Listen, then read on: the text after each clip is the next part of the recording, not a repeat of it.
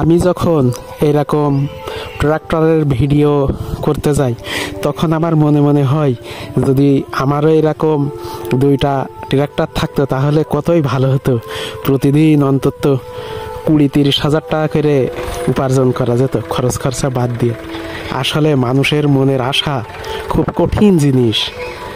যদি একটা ট্রাক্টর থাকে তাহলে 2টার আশা হয়, যদি 2টা থাকে 4টের আশা হয়, এবং যখন 4টে হয় তখন ট্রাকের আশা হয়। এমন করতে করতে মানে মানুষের আশার কিন্তু কোনো শেষ নেই প্রিয় বন্ধুরা।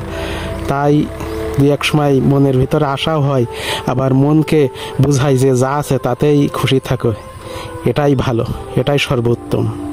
যা আল্লাহ রব্বুল আলামিন যা কিছু দিয়েছে এটাই ভালো, এতেই হাসি খুশি বা আনন্দের সাথে জীবন অতিবাহিত করতে পারলেই চিরশান্তি। তা আজকের মতো এখানেই কথা শেষ।